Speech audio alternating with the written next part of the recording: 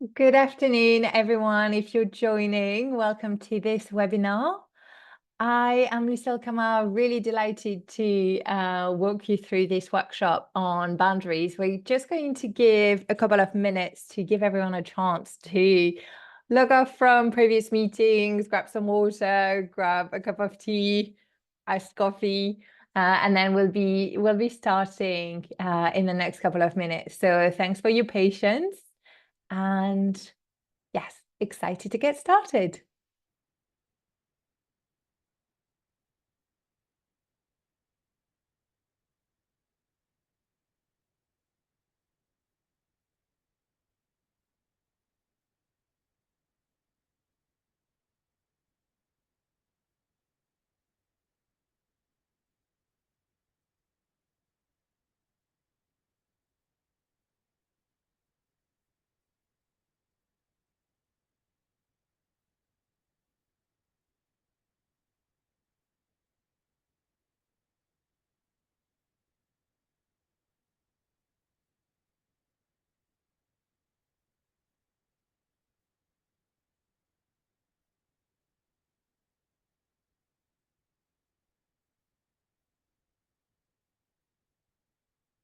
Great. We are going to make a start.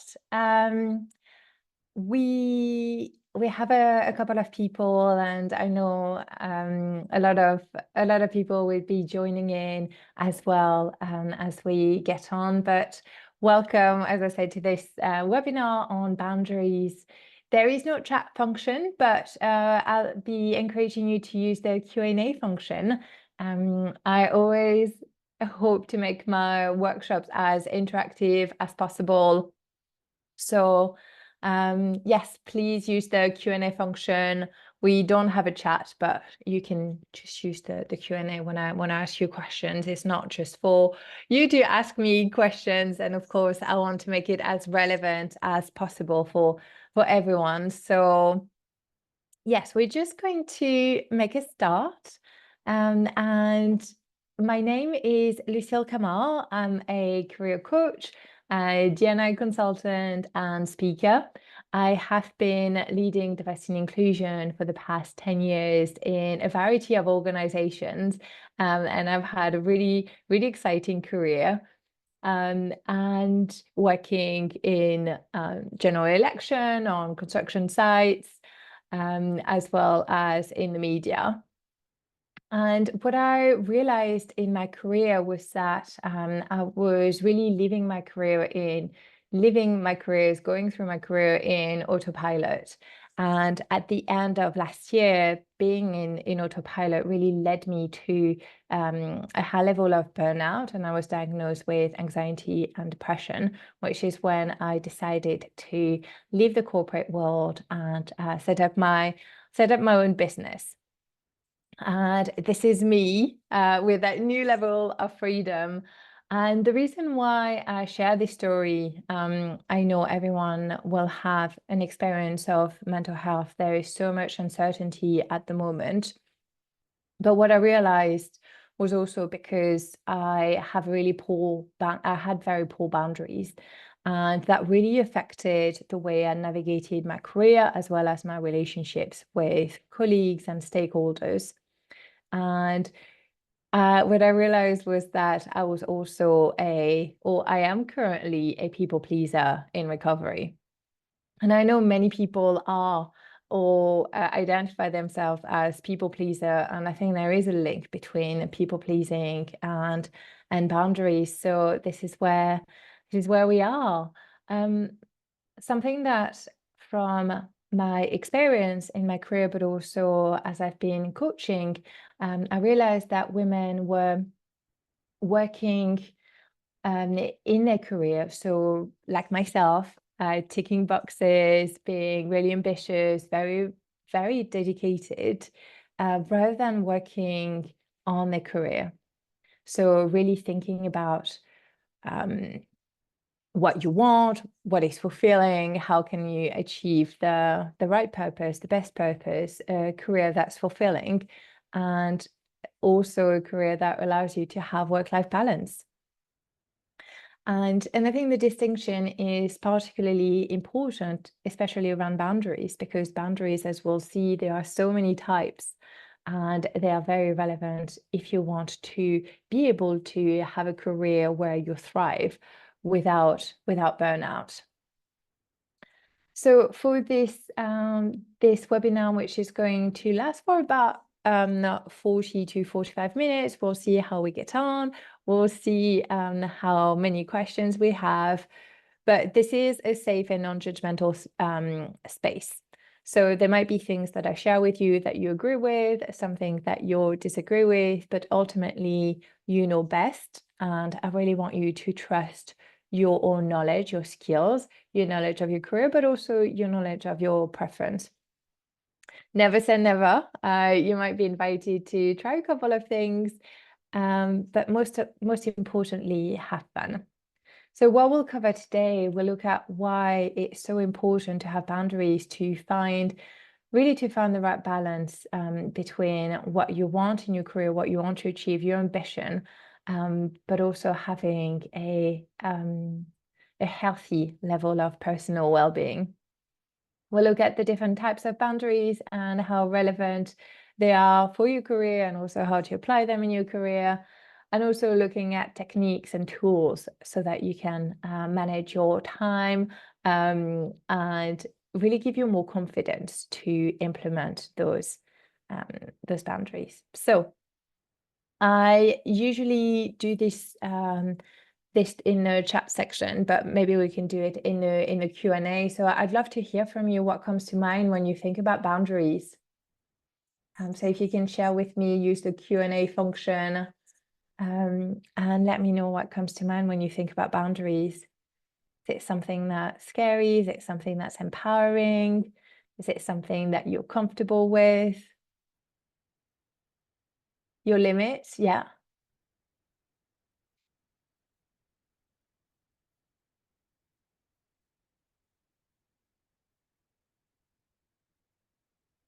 Another learning stages to start implementing boundaries, time management, yes. And then thinking about why we might need to set boundaries, yeah, expectation settings, time management, absolutely. Looking at why we might need to, when we might need to set boundaries, and when is a good time to set boundaries. And I love asking that question to avoid burnout. Yeah, why we need to avoid boundaries, but when do we need to start or set boundaries?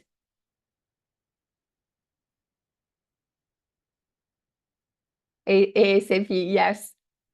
ASAP, I would say all the time. Anytime is a good time when it comes to setting boundaries. And again, where we may need to set boundaries, again, it's everywhere. It's in the relationship that we have. It's about our work. So both from a physical and mental well-being, as well as the relationship that we have. And now I'd love to hear from you again. If you can tell me on a scale on 1 to 10, how confident do you feel setting boundaries in a work context? 5, yeah.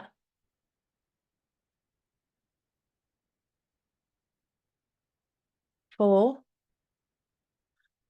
Okay, so 1 being the lowest and 10 being the highest. Another 4, 6, 8. Yeah, 8. Great. 9. I've got someone very confident. That's great.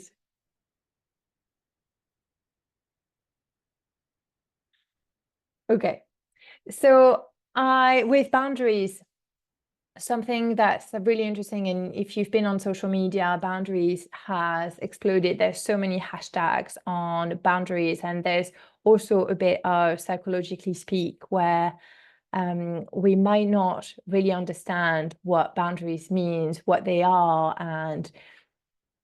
but also the level of confidence. So here on the screen right now, a couple of signs that you might need boundaries. So if you feel like you're being pulled in different directions, if you feel that you're unappreciated, if you're finding it hard to say no, that someone is saying it's hard to set boundaries without being seen as difficult. Yeah. Or if people are being used to being that person who always says yes, always takes on more work, always is a team player. Another sign that you might need boundaries is if you're feeling overwhelmed or burnt out, or if you have misunderstandings or conflict. And conflict, don't have to be huge, explosive conflicts. It can be levels of frustrations. So if you're like me, you might recognize yourself in those clear signs that it might be time to set boundaries. So I really like this quote. I like when thinking about boundaries, looking at a definition, and boundaries, and the purpose of boundaries to define our limit and protect our peace, and which is a quote from Brené Brown. And again, defining our limit, which is something that someone mentioned earlier, defining our limits both from our physical limit, mental space, capacity to allow us more time, more space, more capacity, more creativity, more innovation to say yes to the thing that really fulfill us and to the thing that really support us in our career. So there are so many reasons why, and I'm not going to go through all of them. So many reasons why boundaries can be quite helpful. And I'm trying really hard to make the case for boundaries, really helping you find clarity and focus. And that's really about that clarity about what's important, also being able to manage your time, respect. And respect, it's also thinking about if you're how you're being perceived, or thinking about how if you don't have strong boundaries, what's your perception of that person? How are you all going to treat them? And what's going to be the impact on their work-life balance? Are you bring work home? Are you staying late? Are you going above and beyond without really necessarily seeing the rewards? Boundaries also help with your decision making, because it really helps you set that framework, protecting your peace and your limits from that definition.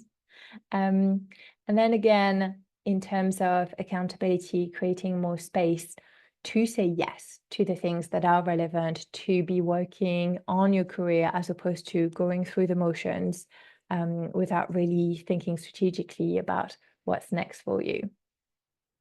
But boundaries, first and foremost, I think are about communication and being clear about communication. So as you can probably hear from my accent, I wasn't born in the UK. I came from France, and I have found a bit more direct than generally speaking British people. Now, I always remember in one of my first jobs, my line manager pulled me aside and said to me, "Lucile, you are very direct." I thought it was a great compliment. So, well, yeah, thank you.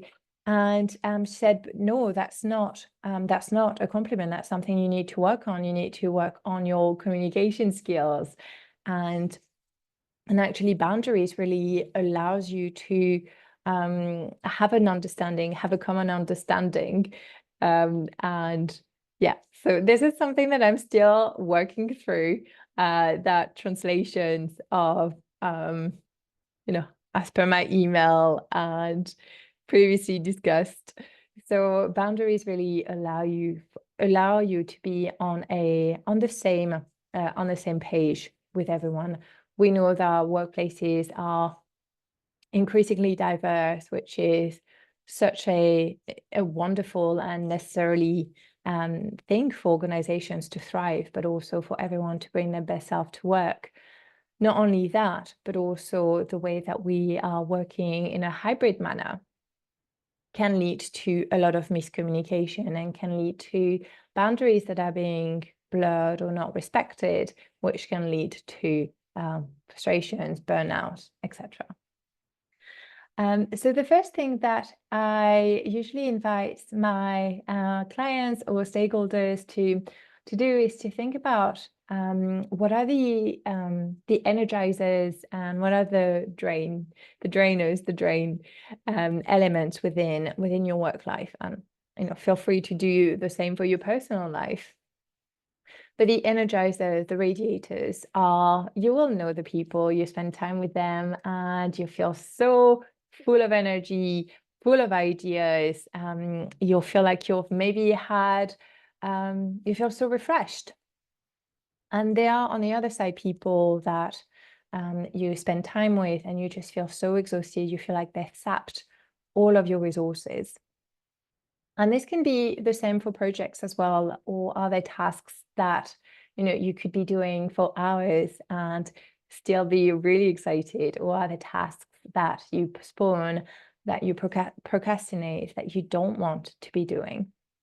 And a really good way to start with boundaries is being quite ruthless, which can be quite difficult, especially if you, like me, used to be a people pleaser. Be quite ruthless about the people and the tasks that bring you energy, and the task of the people that drain your energy. So an exercise that I like to do is having 2 column or 4 column if you're doing tasks and people, and start looking at that. And usually specifically for the drains, the drainers, I'm not too sure. I probably need a better word for that. But you're looking at that column, first of all, how big? Is there a difference of length in what you have in both columns? So that should tell you something. And then also looking at what you have in the drainers or the drains, the tiring column, should give you an idea as to where you might need some boundaries. Now, if you're here, you'll probably try to implement boundaries. I know some of you are feeling really confident, so I'd love to hear your top tips also. But basically, there are 3 stages to get comfortable with setting boundaries and really living out comfortably and confidently in those boundaries. The first stage is obviously setting boundaries, understanding how, where, with whom you might need those boundaries. And your boundaries are also deeply related to your values and also your sense of self-worth as well. The more you value yourself, the more you will feel confident and comfortable, really being strong and firm in your values, because you know that it gives you more time, it gives you more peace to be able to do that. The second stage is implementing and communicating those boundaries. And a mistake that I see often is people assume that people will understand or will know their boundaries, or if they communicate it once, it will be enough. But line managers or team members aren't mind readers. So making sure that you communicate those boundaries as clearly as possible. But that also, going back to setting the boundaries, there might be a level of negotiations there, especially if you're working in a team. How do you make sure that, or if you're managing a team, how do you make sure that everyone's boundaries work together, coexist in that ecosystem? And then the last stage is managing boundaries. And again, we know that life can change pretty quickly. There's less and less distinction between home life and work life. So managing boundaries is essential. There might be health changes. If you're a woman going through the menopause, for example, you might have children, you might have had a promotion, and therefore your boundaries might change. You might be on a different projects, on a different team. So I always recommend working working quite or reviewing, setting some times in your diary to make sure that your boundaries are still working for you. Yes. Do we have any advice for setting boundaries with a boss who keeps stepping over them? Yes. I'm going to cover that in the next couple of slides. So yes, we'll go through that in a little bit. So there are different types of boundaries. So when you're thinking about setting boundaries, looking at those different types and thinking about what's the best for you. So physical boundaries might be your personal workspace. Are people coming and disturbing your peace when you know that you have to be working? Mental boundaries is being able to have ownership over your time, being able to take breaks if you need to. Emotional boundaries is sometimes managing workplace negativity, for example, or not taking work stress home. Communication boundaries can be, being able to say, with regard, I will not engage in that conversation or on that topic. I will be, this is the time frame on which you can expect a response. But also tangible and intangible boundaries. So tangible boundaries are around things that you can measure. So, managing your workload, using organizational tools. Intangible boundaries are more around work-life balance or mindfulness practices. So again, thinking about, it should be pretty obvious, pretty clear what type of boundaries you might need, and maybe you need a combination of all of those. Someone said it's good to practice self-compassion. Yes, absolutely. Setting boundaries can be challenging, especially if you're not used to it. Yes, or if you're in an organization where you're not part of the majority, be it the cultural majority, the gender majority. So self-compassion and knowing that it might take practice.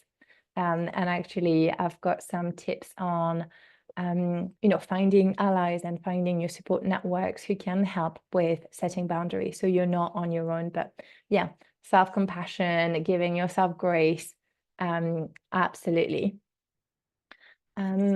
Implementing, it's managing boundaries. Yes. HR professional. Yes, and that's actually how accessible you are. Can be quite difficult in terms of managing boundaries. And I'll tell you a short story. In my previous roles, I had when I was working in-house in diversity and inclusion, I had a lot of people who wanted to come and talk to me about what they were experiencing, and it came to a point where it was getting so much, managing my own emotions, having to manage other people's emotions. And what I was saying to them was, do you want me to listen? Do you want a solution? What's the purpose of us having this time together and communicating? Because if you want a solution, maybe I'm the best person. Maybe I can signpost you to someone else who can. If you just want to be listened to, then we have the EAP that's available for that. So yes, specifically in roles like HR, or if you're a line manager as well, it's being able to look after your own well-being, going back to that self-compassion, so that you can look after yourself to be able to look after other people. So I wanted to talk about the concept of flexible boundaries. Flexible boundaries, I like them, especially if you're new to boundaries or if you want a bit of practice setting them. Flexible boundaries is really about making clear what matters to you and how you're communicating that. So red boundaries will be the unacceptable behaviors. Being able to say that was not appropriate what you said, and this is what we're going to do. Or it can be around work, for example. So a red boundary might be, I will not take work home. I will not be working past 7 p.m. An amber boundary will be boundaries where you have a bit more flexibility. So that would be the threshold. And it can be, will work past 7 p.m., but only twice a week. I will take work home, but only once a week.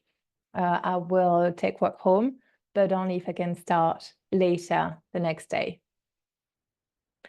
And then with the green boundaries, it's around the ones where you have flexibility on that. So it might be that you don't have any issues working late or taking work home. But again, it really depends on your personal situations, and going back to the importance of managing your boundaries, being able to know, I used to be able to work late, take work home, work past 7 p.m., but now my circumstances have changed and I can't do that anymore.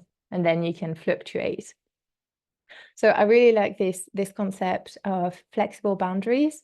And also that's a good way of practicing, specifically if you're not used to implementing boundaries, if you're finding it quite tough, or if people have just gotten used to you being that person who's always very helpful, always take work, support the team, that team player.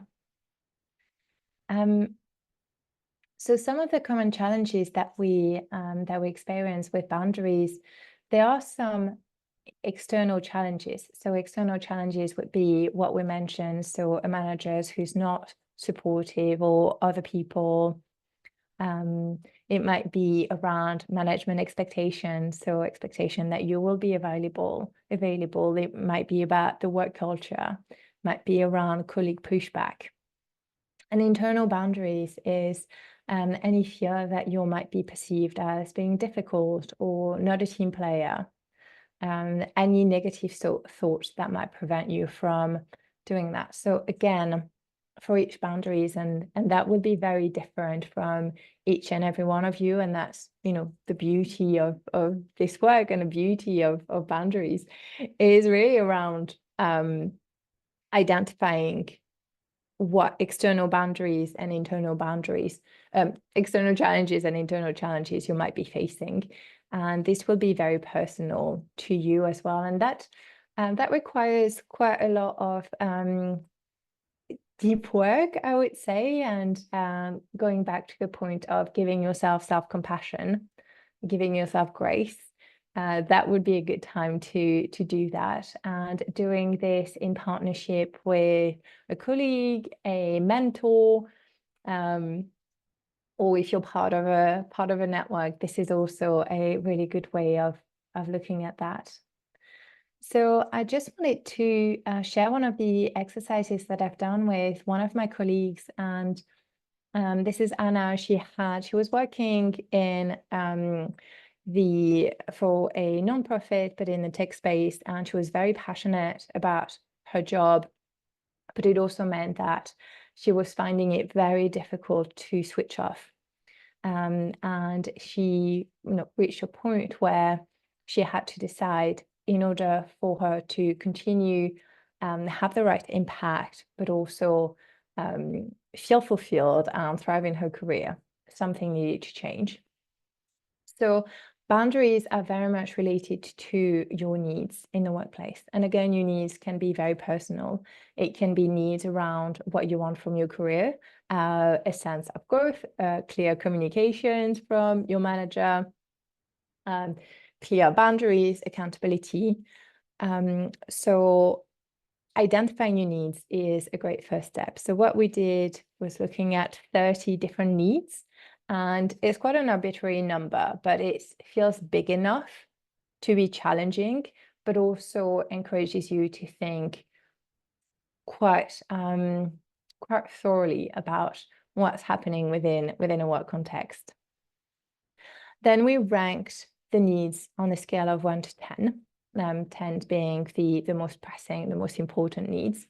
And then we associated boundaries to that. So it might be in your case that one of your needs is to have regular one-to-one with your line manager. And a boundary might be if your line manager cancels one-to-one on a regular basis or don't attend, being able to say to them, I need regular one-to-one. This is important for me because it allows me to make sure that I'm on track, whatever works for you. And also looking at how you can communicate those. And as a result, I found that she had that sense of empowerment. She was very clear about the next step that she needed to take, but also she felt confident to be able to advocate for herself.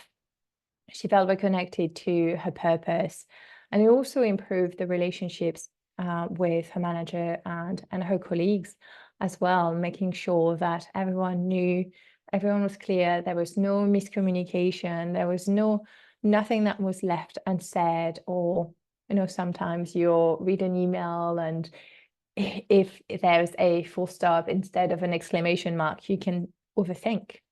So having clear boundaries and clear communication really allows you not to overthink, not to get yourself into a fight, flight, freeze, fawn response, and really being able to use all of your cognitive capacities to deliver in your work. So to implement and communicate your boundaries, having a clear communication plan. So thinking about who needs to know, what's the best way of telling them. Does it need to be in writing? Does it need to be in person? How often do we need to communicate that? If you're not comfortable, if it's your first time implementing boundaries, or if it's with a particularly difficult stakeholder, you might want to practice with a friend, a mentor, an accountability buddy, someone from one of your networks. Being direct and polite. Again, taking into consideration the needs of the teams, the organizations, the project that you're working on, and your needs as well. And looking at that, you can really craft the strongest boundaries, the most efficient boundaries. Using I statements. Sometimes we might tend to use passive language, but again, going back to being direct and also reframing towards what's important to you. And setting expectation as early as possible. Someone earlier, when we were looking at when's the best time to set boundaries, someone said ASAP. Absolutely. And it can be as simple as having that conversation, being able to say, in order to do my best work, this is what I need. So I hope that makes sense. Please continue asking questions in the chat or making comments, or if it makes sense, if it doesn't make sense, or if you disagree completely. I think this is the beauty of having those workshops, is that we can have that open forum to be able to do that. So you might be familiar with this matrix, which again, I find a really useful tool, specifically around physical boundaries or boundaries related to a task, is looking at what's urgent and what's important and what to do with that. And that goes, boundaries are linked to prioritization, and this is a really good tool to help with prioritization. So if it's important and urgent, this is something that you might want to do now. Carve some time, and a boundaries might be saying, this needs to be done, and I will carve an hour, 2 hours, half a day to be able to do that. If it's important but not urgent, scheduling. And again, it might be blocking time in your Outlook. It might be blocking time in a meeting room. If it's urgent but not important, delegating. And again, with boundaries, it really goes both ways, specifically if you're delegating, making sure that you're giving clear instructions, clear guidance, clear communication. When does the task need to be done by? Anything else that might need to be considered? When will you be available to answer questions if needed? And then lastly, if it's not important and not urgent, eliminate. Being quite ruthless, deleting those emails, having that conversation as to perhaps it was a task on a project that mattered a couple of months ago, but actually now the circumstances have changed and it's not as important anymore. So there are loads of models and tools and framework. You might want to use a mind map, for example, but especially around work boundaries and projects and time-related boundaries, I found that this works. This is quite a neat model. So going back to, strategies to say no, and no can be one of the most empowering statements that we can make. No is really these affirmations of your priorities, your values, and most importantly to yourself. And I've been reading a lot about, I want to say yes to more things and be more bold. And yes, absolutely. But in order to say yes to more things, you need to be able to say no to the things that take too much time or don't really matter to you. So here are a couple of strategies to say no. Again, they're pretty straightforward, but seeking solutions together could be saying something like, I'm really committed to delivering on our current priorities. How can we schedule some time? I'd love to hear your thoughts. This task might stretch me too thin. Let's collaborate. Offering alternative, making sure that you're clear around overcommitting. Can someone else do it? Can you extend the deadline? So no doesn't have to be no. And that's why I like having those strategies, is using boundaries as a tool for negotiation, as well as a tool to be able to work collaboratively, work together to achieve the best outcome.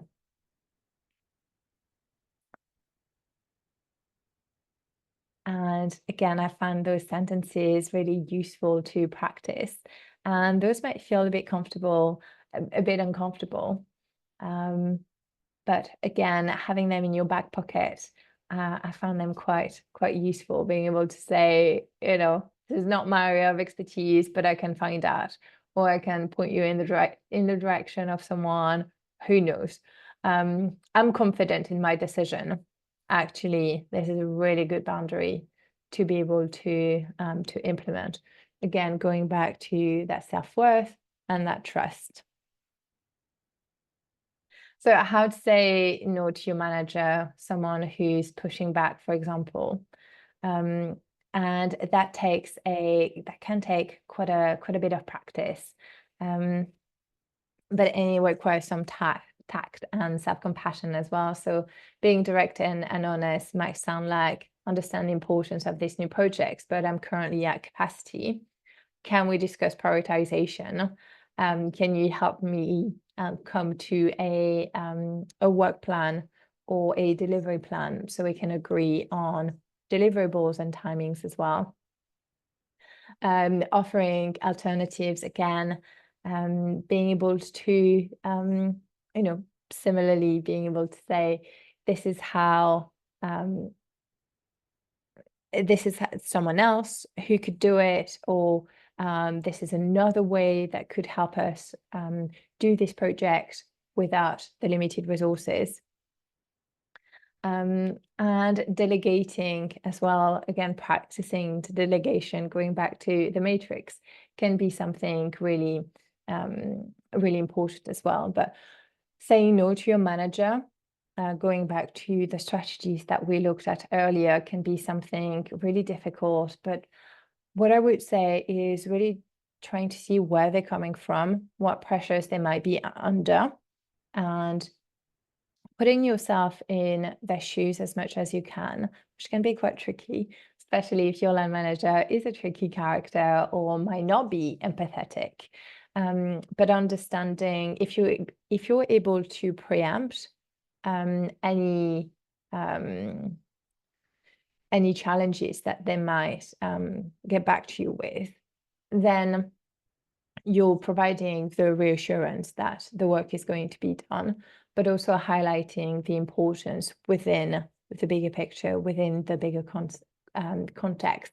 So it's not just your your own work, but it's you're sure how that boundaries, how saying no can be a beneficial thing more widely. And obviously happy to look at scenarios within the Q&A if that's helpful. But then going the last stage of managing boundaries, I know we're coming up to time, but it's really important to review your boundaries, really assessing whether they are working or whether people are still overstepping on your boundaries. You might also seek feedback on how people have found those boundaries. Have they worked for them, or are there ways through which you can adjust them? And signs of ineffective boundaries: if you're feeling overwhelmed, if your boundaries are crossed, if you're feeling frustrated, then it might be a sign that you need to review your boundaries, and it might be that you need to implement them in a way that was more effective, or it might be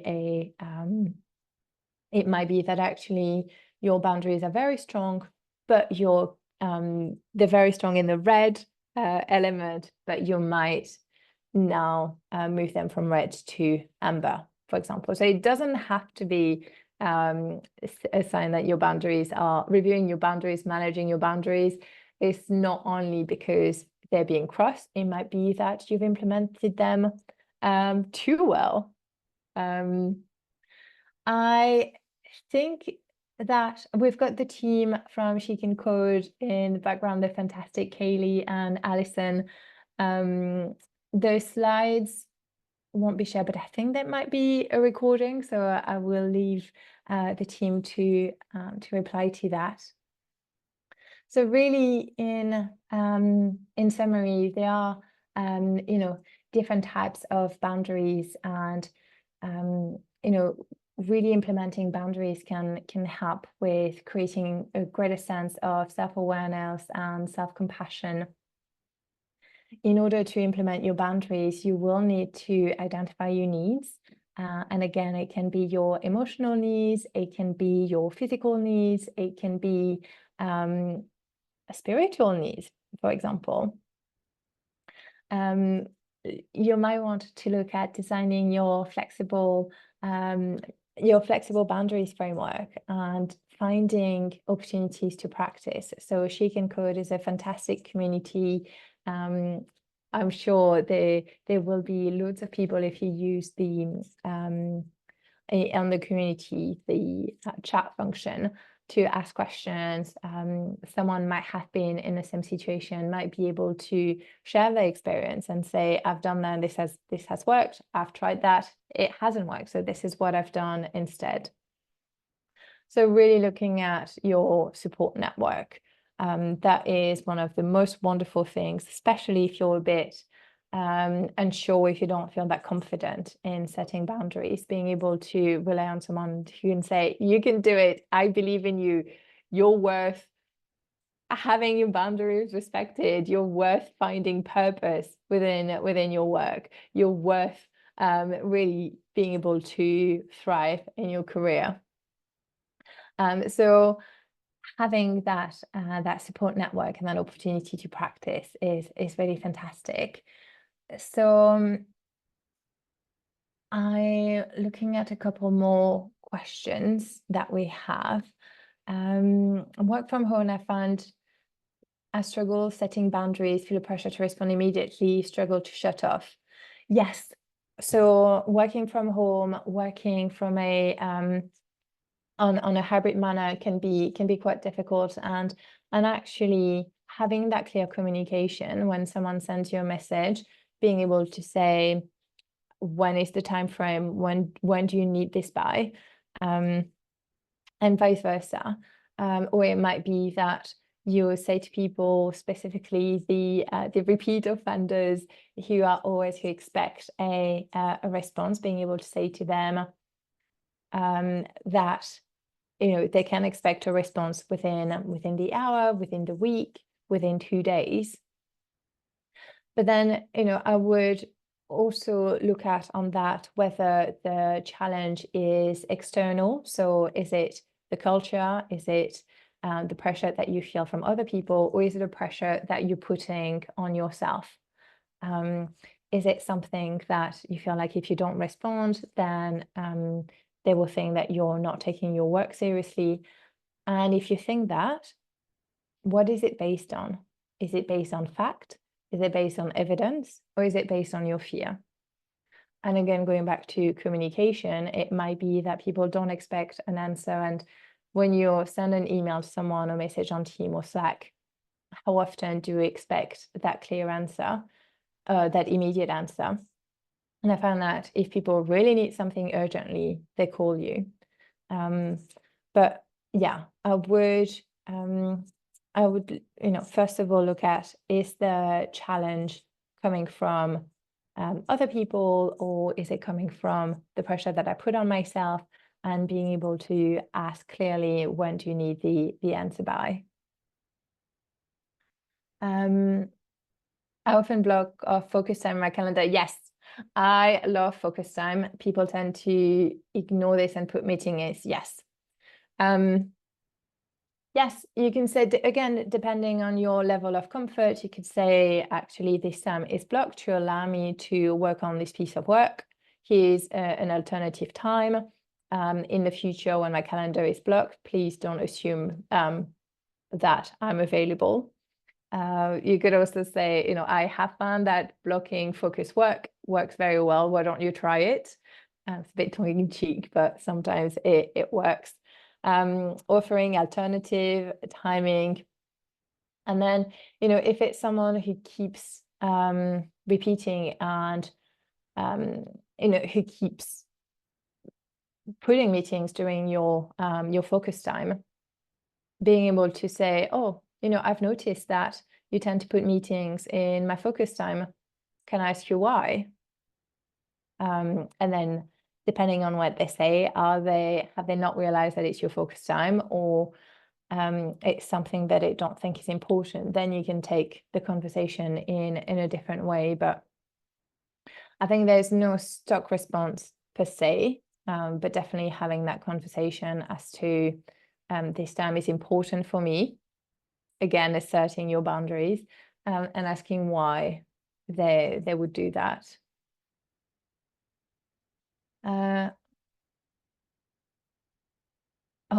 Google auto decline and do not disturb and focus time is a lifesaver.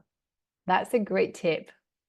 And again, the beauty of having this community, and why I love support networks, is because you can share a challenge and someone will have a very simple answer that has worked for them. And I would really, it's one of the greatest allies that we have. So thanks for that. I wasn't aware of that, but I think this is fantastic. We've got another question. I work in a fairly tight-knit team, and while I like who I work with, I don't want to overshare with them. Yeah. Is there a nice way to set professional boundaries without being accused of being horrible and not a team player? Yeah, and again, I would like to understand, is it oversharing about work? Is it oversharing about life? And it's, being able to say, I'm happy to hear you. However, there are some things that I would like to, not to overshare. And you might have to rely on what is the level of emotional maturity, their EQ, to understand that.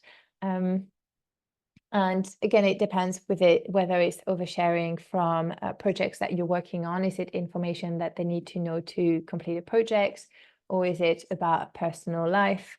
But yeah, I would also, I appreciate, especially when you're in a tight-knit team, or if it's a smaller team, it can be quite difficult again, thinking about what type of role modeling your leaders or your line managers do, and having that conversation with them.